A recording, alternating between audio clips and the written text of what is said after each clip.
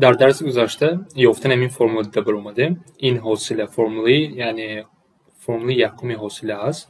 از روی همین ما حاصله فونکسیون رو میابیم. بیاین یک چند سوال درباره همین فرمول استفاده برده کار کنیم. من یک مثال کار کرده بودم.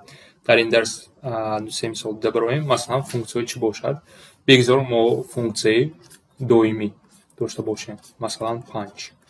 حاصله فونکسیون دائمی به چی برابر است؟ از روی این فرمول چی میشود؟ من باید f x جمع h رو یابم اگر فونکسی من این باشد. x جمع h با برابری 5 میشود چون فونکسی دائمی است. برای همه x ها یک خیله است.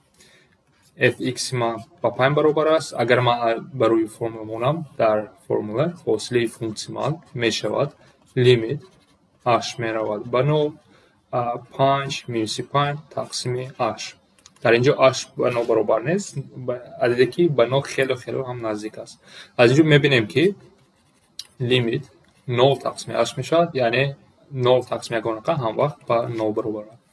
یعنی از اینجا میتونیم که فونکسیون دائمی هم وقت حاصلشون به 0 برابر است. یا اینکه مثلا ببینیم باز یک فونکسی دیگه برآییم. بگذار فونکسی چی باشد؟ 2x جمع 3 مثلا. حاصل این فونکسیون رو یابیم دیگه. چیکار می‌یابیم از این فرمول؟ اول باید x جمع h رو یابم در فونکسی. این چی میشه؟ جای x جمع h رو میمونه جمع 3 fx من میدونم. اکنون فرمول مونه در فرمول چی میشود؟ حاصله من میشود برابری لیمیت h میرود به 0 قوس‌ها را اگر یک بار بشویم 2x جمع 2h جمع 3 مینوسی 2x جمع 3. اگر من قوس‌ها بشویم چی میشود؟ یک بار نمیسم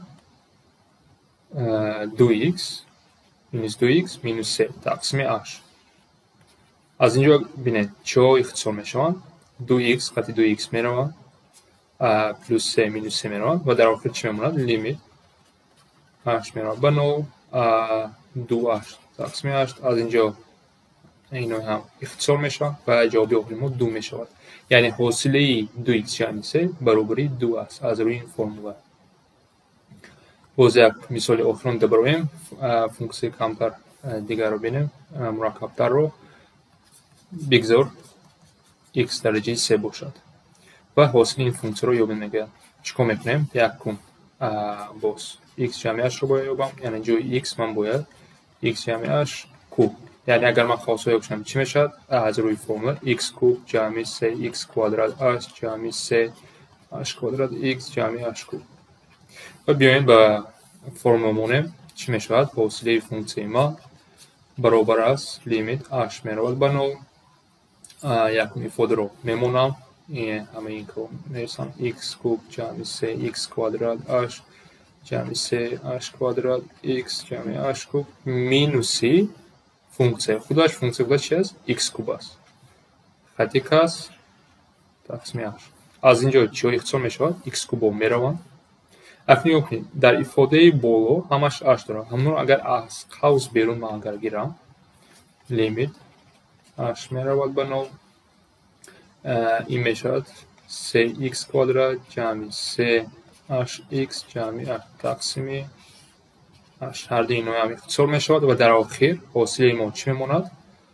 لیمیت h میرود به 0 3x کوادرات جمع 3hx جمع h. نیا کنید هر دو این ifade h که به 0 میرود به 0 خیلی هم نزدیک میشه. این دو ifade به 0 برابر میشود و در آخر حاصله فونکسی ما 3x کوادرات میشود. یعنی حاصله فونکسی x کوب به 3x کوادرات برابر است.